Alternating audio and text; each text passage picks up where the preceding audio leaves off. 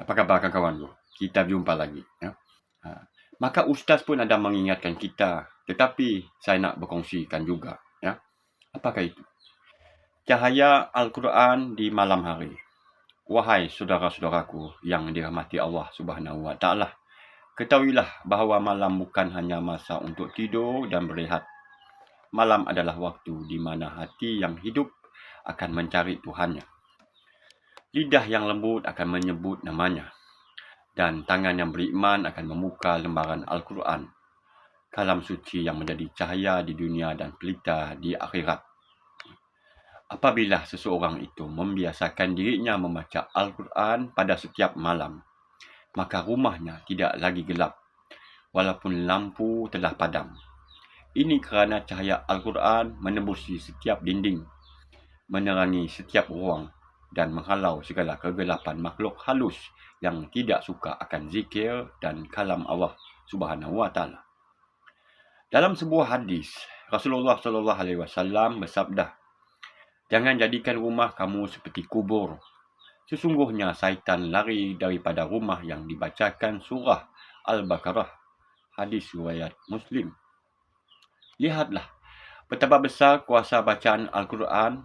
Rumah yang sunyi tanpa bacaan kalam Allah akan menjadi tempat persinggahan jin dan syaitan. Tetapi rumah yang bergema dengan bacaan Al-Quran, malaikat akan turun membawa rahmat, ketenangan dan perlindungan daripada segala keburukan. Allah Subhanahu Wa Taala berfirman dalam surah Al-Isra ayat 82. Dan kami turunkan daripada Al-Quran itu sesuatu yang menjadi penawar dan rahmat bagi orang-orang yang beriman. Maka setiap huruf yang dibaca adalah ubat untuk jiwa. Setiap ayat yang disebut menjadi benteng daripada bala. Malaikat akan datang menjaga rumah itu, membawa rahmat dan ketenangan. Seperti taman kecil di dunia yang disirami nur ilahi.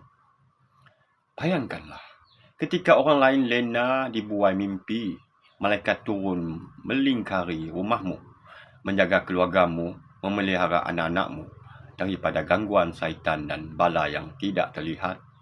Rumahmu menjadi benteng nur, kalam Allah Subhanahu Wa Taala yang hidup dibaca oleh lidah hamba yang cinta akan Tuhannya. Namun, ingatlah wahai saudaraku, apabila Al-Quran ditinggalkan, maka rumah menjadi kering seperti tanah tandus. Dindingnya gelap walau diterangi lampu. Dan hati penghuninya terasa sempit walau rezeki melimpah. Itulah tanda Allah Subhanahu Wa Taala menarik sedikit demi sedikit keberkatan dari tempat yang tidak diingatinya.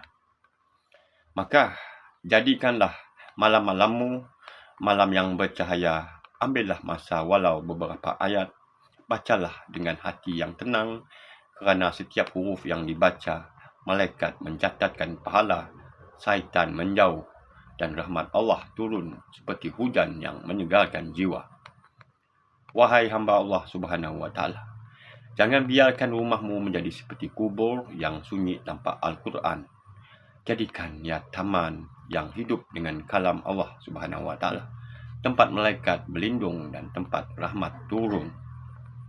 Kerana setiap malam yang kamu isi dengan Al-Quran, Allah isi hidupmu dengan cahaya, keluargamu dengan ketenangan, dan rumahmu dengan penjagaan dari langit.